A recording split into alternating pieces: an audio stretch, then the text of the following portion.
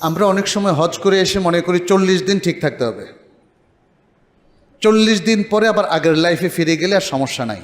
এই 40 দিন কোনো মতে যদি একটু পার করা যায় তাহলে আল্লাহ তাআলা এটাকে কবুলের খাতায় নিয়ে যান, এরপরে আর কোনো সমস্যা থাকবে না। এই জন্য অনেক মহিলাকে আমি দেখলাম, সুবহানাল্লাহ, দেখলাম যে উনি পর্দা করেন না, হজ করে এসে পর্দা করছেন। আমরা খুব খুশি, আল্লাহু আকবার, এত সুন্দর হজের আসর। তার মধ্যে 41তম দিনের দিন দেখলাম সে আগের মতো। বললাম যে কি ব্যাপার, এই অবস্থা কেন? বললো যে আসলে তো 40 দিনের কোর্সটা তো আমি পূরণ করলাম, হয়ে গেল। কিছু ভাইদেরকে দেখি দাড়ি ফেলতেন, এখন হজ থেকে এসে দাড়ি রেখে দিয়েছেন। আলহামদুলিল্লাহ, বড় হচ্ছে বড় হচ্ছে বড় হচ্ছে। মানে দেখলাম যে 30তম দিন আরও বড়, 35তম দিন আরও বড়, 39তম দিন বেশ বড় হয়ে গেছে। কিন্তু এরপরে দেখলাম যে আবার নাই, তো মুশকিল।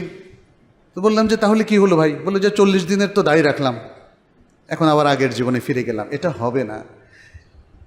আপনি যে আলামত, কবুলের আলামত 40 দিন নির্ধারণ করলেন, এটা ঠিক না। কবুলের আলামত হচ্ছে আপনার শেষ নিঃশ্বাস পর্যন্ত এগুলোকে ধরে রাখতে হবে, আপনাকে ভালো হয়ে যেতে হবে। কারণ শুনেন, সব কিছুর শেষ অবস্থাই হলো তার আসল অবস্থা।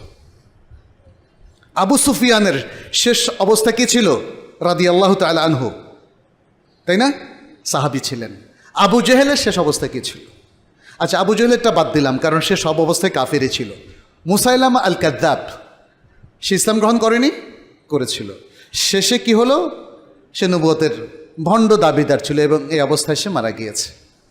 তাহলে তার মাঝখানের ইসলামটা ধর্তব্য হবে না, শেষ অবস্থা। এটা একটু মনে রাখতে হবে আমাদেরকে। আমরা সবাই চাইব যে শেষ অবস্থার জন্য ভালো হয়। এখন আপনি যদি প্ল্যান করেন যে আমার শেষ অবস্থা শেষ সময় ঠিক হয়ে যাব, সেই সুযোগ কি আল্লাহ আপনাকে দেবে?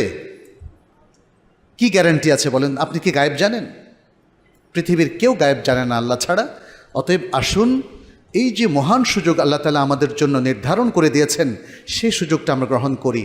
এই যে সময়টা দিয়েছেন, আমি এবার হজ করি অথবা নাই করি, আমি সময়টা কাজে লাগাবো। আমরা সবাই সময়টা কাজে লাগাবো।